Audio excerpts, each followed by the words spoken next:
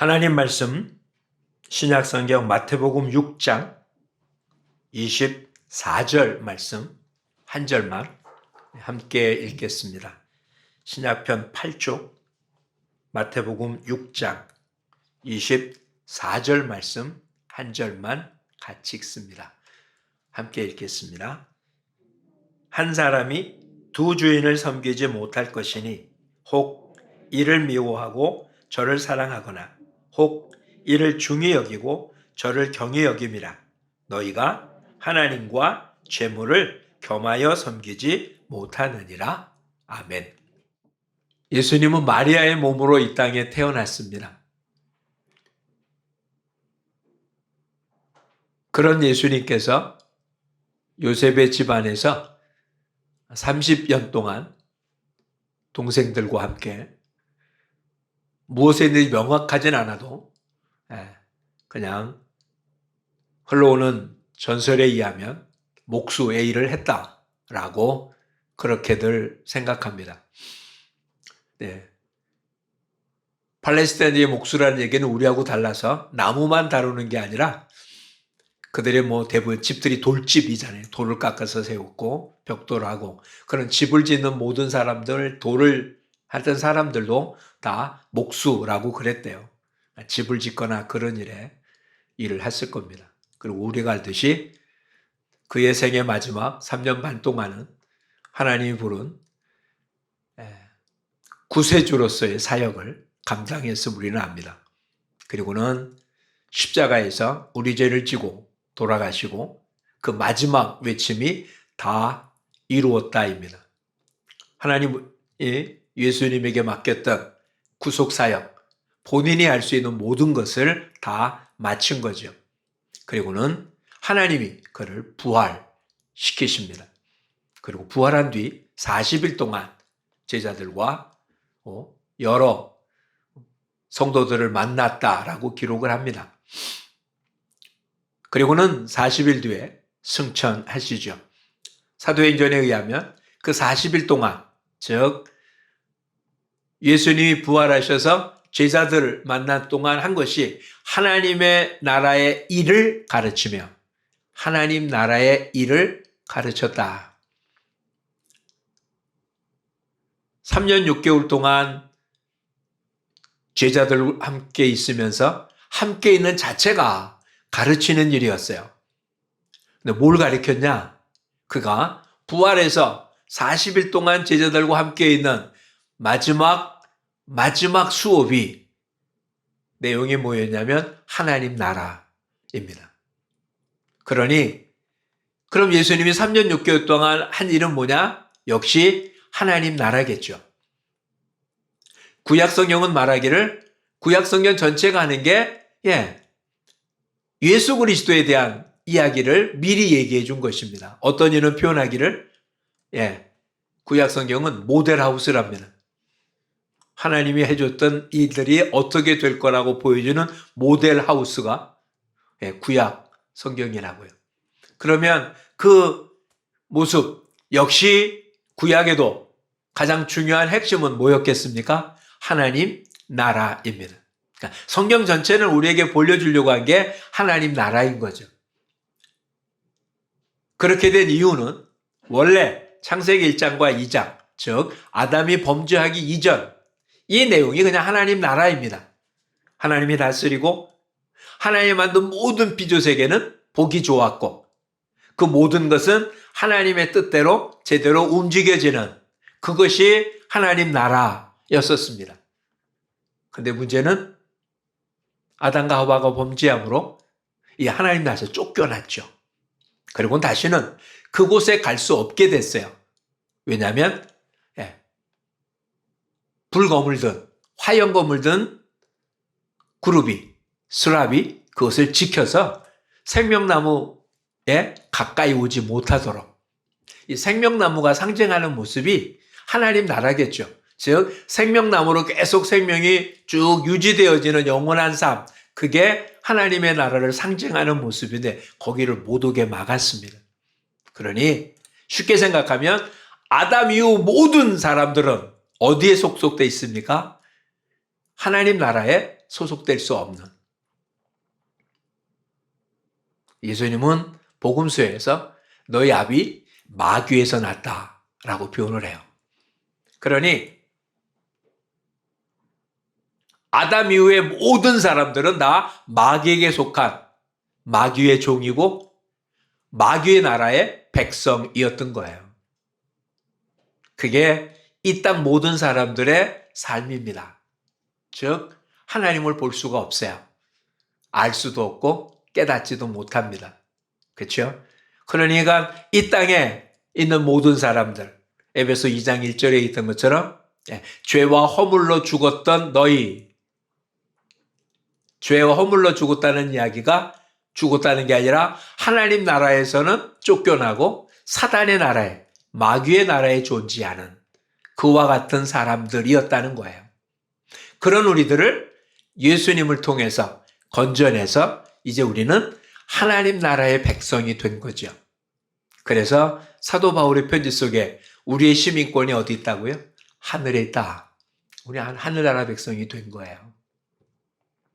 그러니까 하늘나라 백성인데도 불구하고 우리가 살고 있는 세상은 아직도 공중권세 잡은 자가 지배하고 활동하고 힘을 쓰고 있는 마귀의 세상 가운데 살고 있는 거죠. 우리 육신은 여러 번 이야기했지만 하늘나라에 적합한 육신이 아니고요. 우리는 세상에 적합한 육신을 가지고 있어요. 거기다가 한국 사람의 특징이 뭐라고 합니까? 어디에 잘 적응해 사는 사람들이에요. 그래서 한국 사람들이 간 곳에서는 언제나 벼농사를 졌어요. 즉, 그 옛날 일제강점기 시절에 그것이 힘들고 어려워서 저 만주지방으로 혹은 러시아로 갔던 사람들조차도 그 춥다고 하는 곳에서 벼농사를 졌습니다. 그리고 그들이 구러시아, 구소련의 정책에 의해서 다 흩어버려서 우크라이나 이런 동구권에 갖는 그곳, 지금은 고려인이라고 불려지는 그 사람들, 그곳에도 역시 농사를 짓는데 벼농사를 짓습니다. 이론적으로는 불가능한 거예요. 그 추위, 그 기후에는 농사를 질 수 없는 곳인데 한국 사람은 그렇게.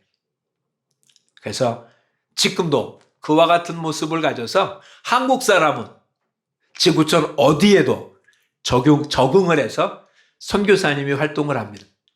가장 뜨거운 밀림에도, 사막지대에도, 가장 추운 동구권이나 저기에도 어떻게 그런 곳에 살 수 있냐라고 하는 곳에도 한국 사람의 특징은 거기서 그냥 잘 적응해 삽니다. 근데 그건 한국 사람의 특징이 아니라 우리 육신의 특징이 있는 곳에 그렇게 적응해 살게 마련해요. 근데 우리 지금 어디 살고 있다고요? 세상에 살잖아요. 공중권세 잡은 자가, 더군다나 우리 육신 자체가 아담이 범죄한 이후 의인은 하나도 없는, 그러니까 죄악된 모습일 수밖에 없는 육신을 갖고 태어났으니 세상과 얼마나 잘 어울리겠습니까? 이 세상을 대표하는 한 단어, 그게 돈입니다. 그렇죠? 세상에 가장 힘 있는 것, 권력일까요? 아닙니다. 돈입니다. 그래, 이 땅은 누가 왕입니까? 돈이 왕인 거죠. 그리고 돈의 말을 들어야 이 땅을 편안하게 사는 거예요. 지금 이렇게 표현하니까 좀 그러긴 하지만 잘 생각해 보면 그렇잖아요. 근데 문제는 돈은 어디에 속속된 거라고요? 땅에 소속된 거고요. 그것은 마귀에게 소속된 거예요. 근데 우리는 하늘에 소속되고 하나님 백성이고 그렇잖아요. 그렇다면 우리는 누구 말을 듣고 살아야 됩니까? 우리가 하나님의 백성이라는 것은 무엇을 뜻하는 걸까요? 소속이 어디냐는 것은 그것은 이론적인 거예요. 다시 얘기하면 주민등록증이 어디냐는 거죠. 여권이 어디서 발행됐냐는 거잖아요. 한국 사람은 한국에서 발행한 여권을 갖고 있겠죠. 미국 사람은 미국에서 발행한 여권을 가질 겁니다. 그렇죠? 한국에 살아도 미국 사람은 미국 여권을 갖고 있는 거고요. 미국에 살아도 한국 사람이라면, 물론 시민권 없거나 그런 사람은 몰라도 어쨌든 한국 여권을 갖고 있습니다. 미국에 있는 교포들 대부분이 이중 국적을 다 갖고 있어서 한국 여권을 가지고 있습니다. 지금 우리가 예수 믿는다는 얘기는 그런 거예요. 하늘나라의 시민권을 갖고 있습니다. 근데 성경이 말하는, 하나님의 자녀들에게 말하는 얘기는 그런 시민권을 갖고 있냐 아니냐를 묻는 게 아니에요. 이것은 구원에 관한 이야기예요. 이 땅의 모든 사람들이 하늘나라에 못 들어가는 이유는 뭐가 없어서, 하늘나라의 시민권이 없어서 못 들어가는 겁니다. 하늘나라의 시민권은 스스로 만들어낼 수 없어요. 예수 그리스도가 자신의 죄를 위해 죽었다는 사실을 믿고 그 예수님을 받아들이는 것 이외에 다른 방법으로는 하나님의 나라의 시민권을 얻을, 하늘나라의 여권을 받을 그와 같은 모습이 없습니다. 믿음으로 간다는 게 그런 얘기예요. 근데 성경의 대부분의 이야기는 이렇게 구원에 관한 이야기를 하는 게 아니라 하나님 나라 백성들이 살아가는 모습에 대한 이야기를 하는 거예요. 구원은 우리들이 구원에 관한 얘기를 자꾸 얘기할 필요가 뭐 있겠어요? 이 구원에 관한 얘기는 우리한테 하는 얘기가 아니라 우리를 통해서 아직도 예수를 믿지 않고 마귀의 세상 속에 있다가 마귀가 망할 때 함께 지옥 갈 우리의 이웃들에게 전하라고 이야기하는 거고요. 하나님의 자녀인 우리에게는 그런 이야기가 아니라 하나님의 자녀니까 이제 어떻게 살아야 되냐는 거예요. 눈에 보이진 않지만 우리 모두는 뭐가 있다고요? 하늘나라의 여권을 갖고 있는 사람들이에요. 하늘나라의 시민권을 갖고 있어요. 살고 있는 모습은 다르죠. 그렇죠? 우리처럼 대한민국에 사는 사람도 있고 미국에 사는 사람도 있습니다. 또 어느 사람은 다 믿음의 사람들만 있는 그런 공동체에서 사는 사람도 있고 어느 사람은 주변에 믿는 사람 하나도 없는 본인만 하늘나라의 시민권을 갖고 있는 그런 환경에 속한 사람도 있습니다. 그렇죠? 자, 그렇다면 하나님의 나라의 백성의 시민권은 우리는 안 보이잖아요. 내가 그 시민권을 내보일 수 있습니까? 없죠? 내보일 수 없어요. 그럼 하늘나라 백성들이 도대체 하늘나라 백성이면 어떻게 하냐? 누구 말을 듣고 사냐는 거예요. 즉 하나님의 나라 백성은 어느 법을 따른다? 하나님의 법을 따르는 거고 세상에 속한 사람은 세상의 법을 따르겠죠. 그렇죠? 이해가 됩니까? 지금은 시민권이 어디냐의 모습이 아니라 내가 지금 어디에 소속된 사람으로 사느냐는 얘기는 내가 누구 법을 따르느냐는 거에 있다는 거예요. 예수님이 우리한테 가르친 기도문 가운데 뭐라고 기도를 하라고요? 나라가 임하시오. 나라가 임해요. 어느 나라가? 하나님의 나라가. 하나님의 나라라는 얘기는 우리가 생각하는 것처럼 땅이 있고 뭐 이런 얘기가 아니라 하나님이 다스리는, 하나님이 통치하는 이런 이야기예요. 그런 나라가 이 땅에 임하고 모든 사람의 마음속에 하나님의 통치가 이루어지는 그런 나라가 이루어지게 하라고 기도하라고 한 거죠. 하나님의 통치가 이루어지는. 하나님의 통치가 이루어지려면 어떻게 됩니까? 하나님의 법을 따르는 사람이 하나님의 통치를 이루는 거잖아요. 자, 그럼 이제 한번 우리 스스로를 돌아보자고요. 우리 지금 뭐에 의해서 움직이지냐고요. 세상을 움직이는 건 뭐라고요? 돈입니다. 이건 부정할 수 없어요. 누가 힘 있는 사람입니까? 돈 있는 사람이 있는 사람이에요. 그렇죠?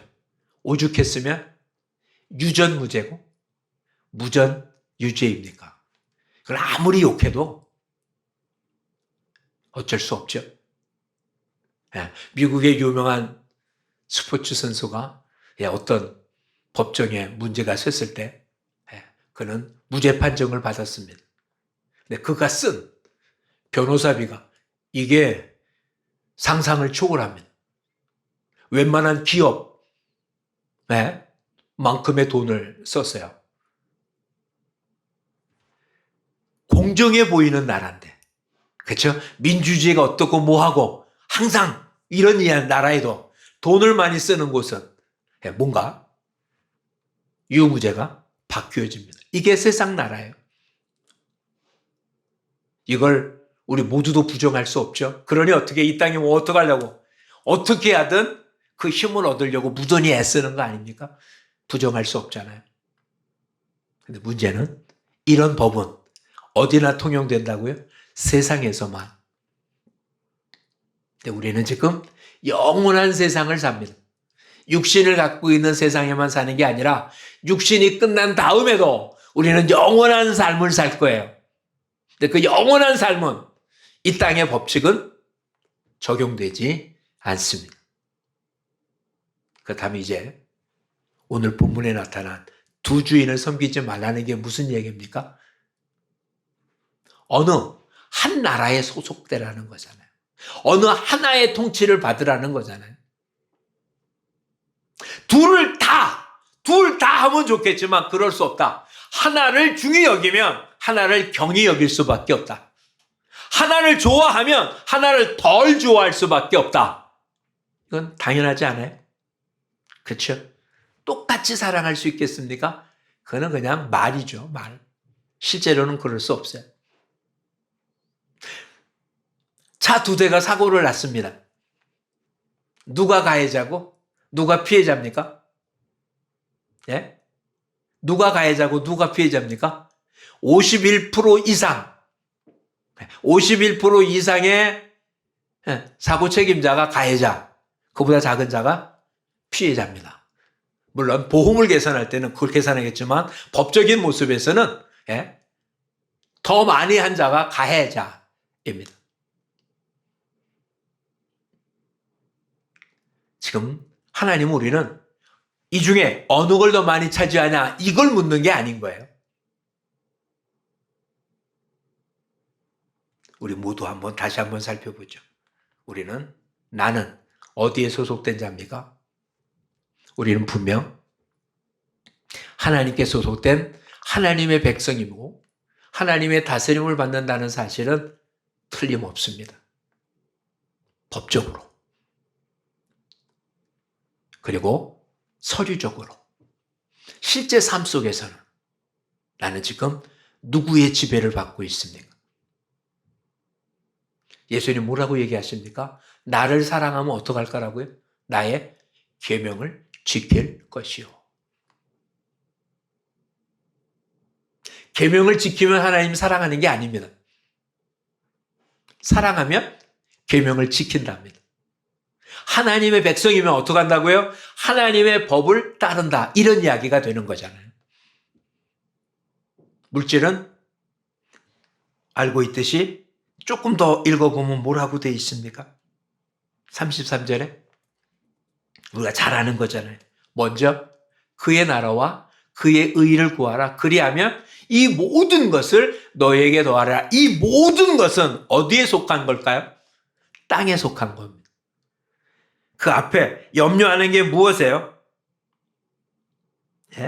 염려하는 게 31절 무엇을 먹을까? 무엇을 마실까? 무엇을 입을까? 이 땅에서는 이게 뭐 갖고 해결할 수 있는 겁니까? 돈 있으면 해결하는 거예요. 그렇죠? 이런 게 없어도 뭐만 있으면 됩니까? 돈만 있으면 이건 언제든지 필요하면 해결할 수 있는 것들에. 근데 이것 갖고 뭐 하지 말라고요? 염려하지 말래요. 누구는? 하나님의 백성. 하늘의 시민권을 가진 자는 이것 갖고 염려하지 말래요. 그 대신 뭐 하라고요? 먼저 그의 나라와 그의 의를 구하래요. 그러면 이 모든 것 더해 주신답니다. 다시 이야기하면 우리가 이 땅에 살고 있는 걸 하나님이 모르는 게 아닌 거예요. 자, 그러면 다시 원론적인 모습으로 들어가 보죠. 하나님이 사람을 만들어 놓고 만들어 놨더니 입을 옷도 필요하고 만들어 놨더니 먹을 게 필요하네. 그래서 식물도 놔주고 뭐 다른 것도 필요해서 뭐 만들어주고 너무 삭막하니까 자연을 만들고 야 이렇게 했다가는 안 되겠으니까 낮밤을 만들고 뭐 그렇게 했습니까? 아니잖아요. 다 만들어 놓고 그리고 아담과 하와를 에덴 동산에 있게 하신 거죠. 그렇죠? 왜 하나님이 아버지십니까? 구해야 주십니까? 그게 아버지입니까? 아니에요. 부모는 자녀가 필요한 걸 미리 준비한 거죠. 미리. 그게 안 되니까 우리는 문제가 되긴 하지만 제대로 된 사람이라면 분명히 미리 준비했겠죠. 아이를 낳기 전에 아이가 필요한 걸 다 준비해 놓고 아이를 낳겠죠. 하나님이 그러셔요. 다시 한번 표현해 보죠. 하나님 백성 맞습니까? 하나님의 나라의 통치를 받는 하나님 나라 백성입니까? 그러면 누가 준비한다고요? 하나님이 준비하십니다. 우리 누굴 찾으면 됩니까? 하나님을 찾으면 되는 거예요. 근데 하나님 보입니까? 하나님의 백성인데도 하나님 안 보이잖아요. 뭐가 보입니까? 눈에 보이는 것만 보여요. 더군다나 범죄한 이후에는 아담에게 하나님이 벌을 주면서 뭐라고요? 땅에 뭘 낼 거라고요? 엉겅퀴를 낼 거래요. 이제는 땅이 아담이 필요한 걸 그냥 안 줘요. 수고하고 애쓰고 노력하고 땀 흘려야만 얻을 걸 좀 얻을 수 있을 정도가 된 거예요. 그러니 더 많이 쌓아놓지 않으면 안 돼요. 그렇죠? 남이 많이 가지면 내가 적게 가질까 봐 남의 거라도 뺏어서 내 거에 쌓아둬야 돼요. 힘이 더 있어서 점점 그래야 돼요. 이게 세상 역사의 흐름이었잖아요. 하나님의 백성은 그러지 말랍니다. 신명기 28장이 복과 저주장이라고 그럽니다. 역시 이 복도 구원에 관한 이야기가 아니에요. 하나님의 백성이 이 땅에서 어떻게 하면 복받고 사는지를 알려주는 방법이에요. 하나님 자녀들이 사는 법인 거잖아요. 지난주에는 그 사는 법 중에 하나가 뭐였습니까? 주는 거였어요. 움켜잡지 말고 주라고요. 신명기 28장의 앞에 부분 뭐라고요? 내가 내게 준 규례와 율례와 법도를 지키면 나가도 들어가도 복이 되고 모든 게 다 복이 됩니다. 근데 반대로 지키지 않으면 나가도 들어가도 저주가 돼요. 고통이스러워요. 괴로워요. 어떻게 하면 복 받는다고요? 돈을 많이 쌓아두면? 권력이 있으면? 힘이 있으면? 재능이 있으면? 그러면 복 된다고요? 성경은 그런 이야기가 없어요. 어떻게 하면? 하나님 말씀 따르면. 하나님 말씀 따른다는 게 뭐 한다는 얘기입니까? 하나님 백성다운 삶을 사는 거잖아요. 하나님 말씀대로 사는 거잖아요. 지난주에도 말씀드렸습니다. 하나님 믿으십니까? 믿으세요? 대답해 보세요. 하나님 믿으세요? 성경에 기록되어 있는 여호와가 나의 하나님이라고 믿으세요? 그렇다면 하나님 말씀대로 되어질 것도 믿으십니까? 하나님 말씀대로 살면 되는 거잖아요. 결코 쉽지는 않습니다. 쉽다고 말은 안 해요. 좁은 길이라고 그래요. 좁은 문이라고 그래요. 근데 그 길이 어떤 길이라고요? 생명길이라고요. 그들이 복받는 길이라고요. 근데 왜 이 길이 왜 어렵다고 했습니까? 육신의 눈에 보기에는 맞지 않아요. 왜냐하면 세상은 뭐 갖고 따지는데, 돈 갖고 따지는데 하나님은 지금 무슨 얘기 전혀 안 합니까? 돈 얘기를 안 해요. 필요하면 주시겠다고 하는데 미리 주시지 않아요. 하나님 말씀은 결과는 알겠는데 과정을 몰라서 못 따라 하겠어요. 두 주인. 하나님이 제일 싫어하는 거예요. 우상을 싫어한 이유, 우상을 섬기지 말라는 이유, 이걸 이렇게 생각하면 안 돼요. 하나님을 버리고 우상을 섬겼다. 그래서 하나님 그를 미워한 거 아니에요. 이스라엘 백성들이 하나님을 버린 적은 거의 없습니다. 하나님 앞에 제사 안 드린 적 거의 없습니다. 절기를 안 지킨 적, 완전하진 않지만 안 지킨 적 거의 없습니다. 근데 왜 우상을 섬겼다고 그렇게 야단 맞았을까요? 하나님도 섬기고 우상도 섬겼기 때문에 그래요. 즉, 두 주인을 섬겼다는 거죠. 그래서 성경은 하나님을 뭐라고 소개합니까? 질투하시는 하나님이래요. 사랑은 노나 가질 수 있는 게 아니에요. 그렇죠? 부가온에 사랑하는데 예전에도 한번 말씀드렸지만 이런 이야기는 통하지 않잖아요. 내가 1년 동안 당신만을 사랑할 겁니다. 1년 내내. 근데 1년에 열흘만큼은 당신 아닌 다른 여자를 사랑한다고 그걸 봐주십시오. 그런 걸 봐줄 여자가 있겠습니까? 반대로 얘기하는 남자를 봐줄 여자가 있겠고 그런 걸 봐줄 여자가 있겠습니까? 없죠. 그렇죠? 근데 똑같은 얘기라고요. 하나님을 섬깁니다. 근데 잠깐 하나님이 아닌 다른 것에 내가 관심을 쓰고 사랑하고 그의 말을 들어도 그냥 눈 감아 주십시오. 하나님 그 꼴은 못 보겠다는 거거든요. 왜? 하나님 전적으로 나를 사랑하기 때문에. 그래서 하나님도 나한테 전적으로 하나님만 사랑하기를 원하고 계시는 거예요. 우리한테 물질이 필요한 걸 하나님 모르시는 거 아니에요. 근데 물질을 살아가지 말라는 거죠. 물질의 법을 따르지 말라는 거죠. 세상의 법칙을 따르지 말라는 거예요. 그것은 죽음의 길이라고요. 처음엔 좋아 보이지만. 잠언에 기록한 대로 어떤 길은 사람이 보기 좋지만 끝내는 어떤 길이라고요? 망하는 길이라고요. 그게 물질을 따르는 길인 거예요. 세상을 따르는 길인 거예요. 뻔히 알아요. 우리 모두 다 알아요. 예, 정말 주님만 사랑하는, 주님 말씀만 따르는 우리 모두가 되기를 축복합니다. 어제는 오랜만에 형님이 전화했어요. 큰형님에게는 제가 여러 번 이야기를 했어요.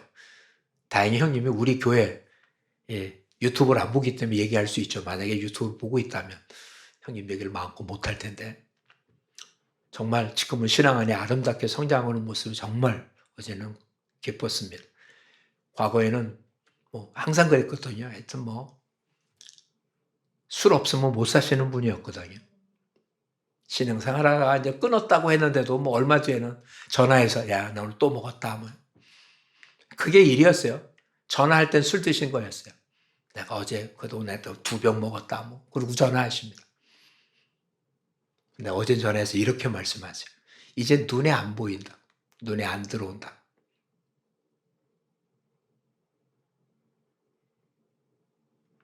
예년에 이런 말씀을 하셨어요.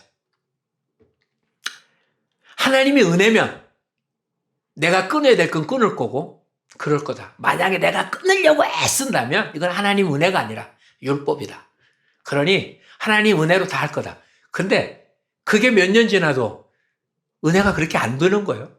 얼마 동안 끊었다가 다시 해요. 다시 또 돌아가. 다시 돌아가. 요즘은 그렇게 말합니다. 믿음은 하나님 앞에서 내가 믿음 있는지를 보이는 거지만 말씀을 지키고 사는 것, 다른 사람들이 내가 기독자라는 걸 볼 수 있는 거다. 신학을 하지 않은 분은 이게 가장 적절한 표현인 것 같아요. 그래서 저는 어저께 이렇게 표현을 했습니다. 하나님 우리에게 은혜로 믿음으로 산다는 것은 씨앗을 준 겁니다. 씨앗. 씨앗이 있는 모든 사람은 하나님의 백성입니다. 그렇죠? 누구든지 예수를 주라 부르는 자는 하나님의 자녀인 거예요. 근데 그것은 뭐에 의해서 된다고요? 성령에 의해서만 예수를 주라고 시인할 수 있다고 성경이 말합니다. 그러니까 성령님이 내 안에 계신다는 얘기는 믿음의 씨앗이 우리 안에 있는 거예요. 근데 하나님께서 우리한테 씨앗을 뿌리면서 씨앗대로 있기를 원하십니까? 아니잖아요. 씨앗이 싹이 나고 자라서 나무가 되고 열매 맺기를 원하는 거잖아요. 그것은 갖고 있는 게 아니라 우리가 이 땅에서 삶을 통해서 나무가 자라는 거거든요. 그게 행함이라는 거죠. 우리의 신앙은 믿음이라는 하나님 주신 씨앗에다가 우리의 신앙생활을 통해서, 즉 말씀을 지키는 행함이라는 모습을 통해서 열매 맺어가는 거예요. 열매 맺어가는데 문제가 하나 있다는 거죠. 뭐라고요? 두주인이라는 거예요. 두주인. 두주인이 생기면 어떡한다? 그게 우리 한번 말씀드린 적이 있어요.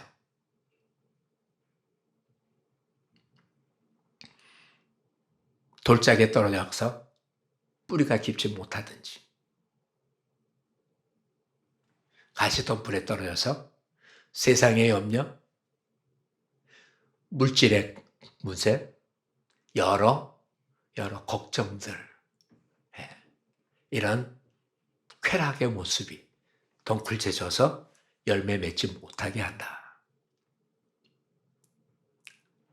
이게 뭔 것 같아요? 바로 그런 가시덤불 자체가 뭐라고요? 내 안에 있는 또 다른 주인인 거예요. 다시 표현해 보십시오.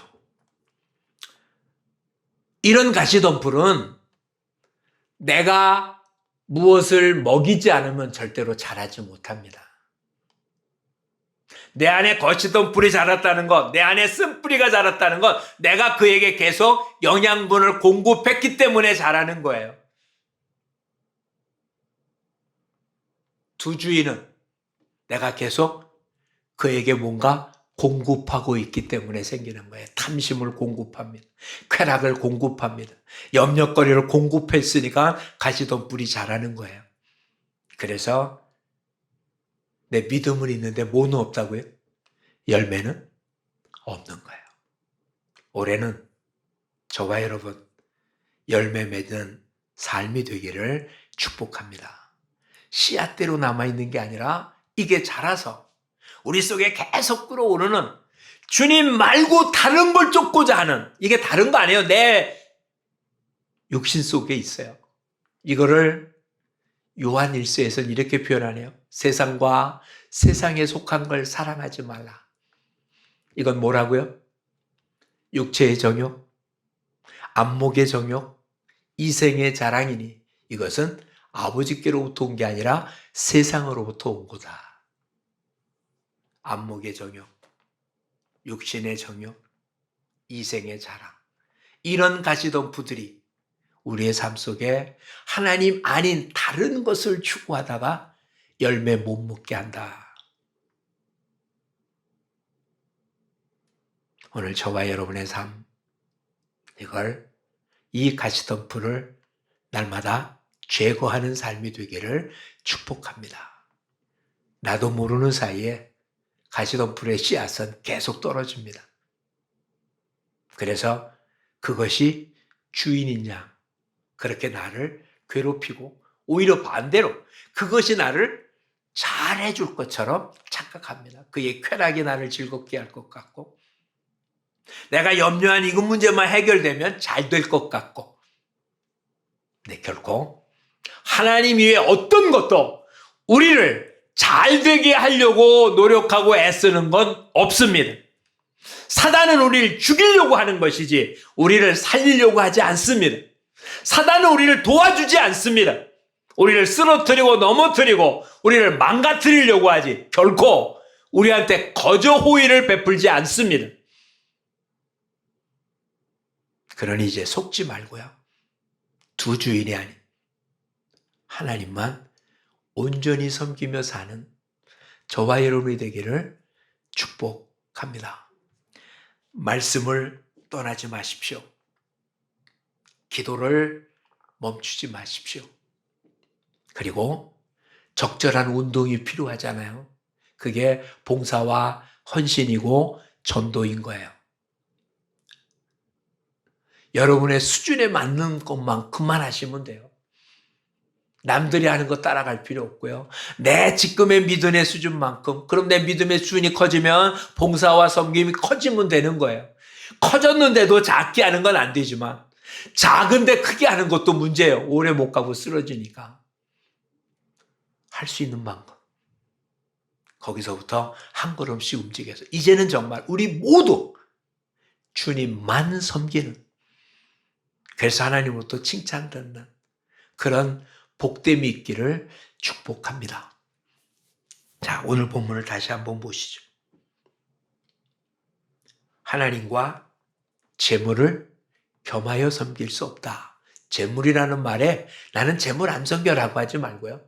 하나님 말고 다른 것을 내가 주인으로 섬기지 않겠다는 단호한 결심이 필요합니다. 우리 모두 하나님의 음성을 듣고 하나님만 바라보고 사는 우리 모두가 되기를 축복합니다. 이런 예를 들면 재미나잖아요. 바둑을 막 배워서 재미난 사람은 신고 검게 보는 건 다 바둑알로 보이면, 즉 옥상에서 이렇게 밑을 내려보면 인도에 줄쳐 있고 사람이 지나가는 게 꼭 바둑판에 흰돌 검은 돌처럼 보이는 거예요. 당구를 막 배우기 시작한 사람들이 그것이 기분쯤이면 밥상에 있는 그 반찬 놓은 그릇들이 당구알처럼 보이고 어떻게 쳐야 되나 이것만 보이는 거예요. 그렇죠? 술 먹는 사람도 뭐가 보이겠습니까? 술밖에 안 보여. 그러니까 마트에 가면 맨 먼저 들어오는 게 뭐겠어요? 수없이 많은 것 중에 딴 거 안 들어오고 술하고 안주거리밖에 안 보이겠죠. 그렇죠?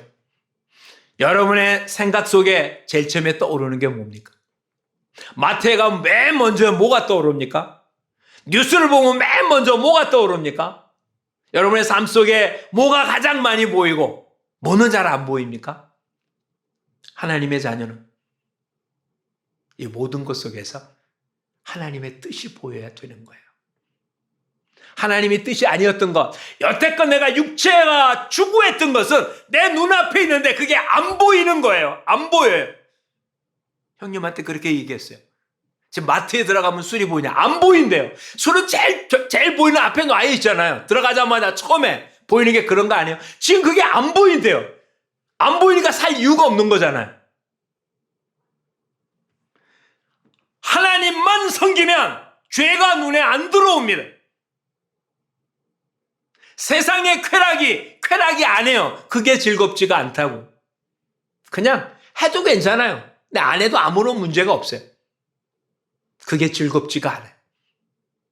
우리 모두 하나님만 제대로 섬기면 여태까지 육체의 정욕이었던, 안목의 정욕이었던, 이생의 자랑이었던, 나를 끌고 가던 모든 것들이 이제 그게 별 가치가 없는 걸로 여겨져서 우리도 사도 바울처럼 고백할 수 있을 것입니다. 이 모든 것을 배설물로 여겨노라. 우리도 그 정도까지 성장할 수 있기를 축복합니다. 두 주인이 아니라 오직 주님만 섬기는 우리 모두가 되기를 축복합니다. 기도하겠습니다. 고맙습니다, 주님. 주님을 섬기는 건 틀림없는데 주님으로 인하여 구원 얻어 하나님의 백성이 된 건 틀림없는데 삶의 방식은 하나님을 섬기는 것과 세상 방식을 혼합해 살고 있는 저희들임을 고백할 수밖에 없습니다. 주님만큼은 아니지만 삶의 현장에서 삶의 방식을, 이 땅의 방식을 거절할 수 없는 저희들이기도 합니다. 그것이 오히려 잘 사는 길인 것처럼 보입니다. 그러나 주님은 분명 말씀을 따르는 하나님만 섬기는 것이 참 복이고 그러지 않으면 재앙이라 분명 말씀하셨습니다. 두 주인을 섬길 수 없다고. 하나님을 믿습니다. 그러 이젠 주님 말씀을 따르게 하시고 이제는 우리 눈에 보기 좋았던 것들이 나를 행복하게 해줄 거라고 생각했던 것들이 주님을 따름으로 이 모든 것들로 배설물로 여겼던 사도 바울처럼 우리도 주님만을 사랑하며 삶으로 이 험한 세상에서 온전한 하나님의 백성으로 우리 부름에 합당한 삶을 사는 우리 모두가 되게 하여 주옵소서. 우리 눈에 우리를 유혹하는 모든 것들은 눈에 보이지 아니하며 하나님의 뜻만 우리 눈에 보일 수 있도록 주님 우리의 영의 눈을 항상 뜨게 도와주시옵소서. 예수님 이름으로 기도합니다. 아멘.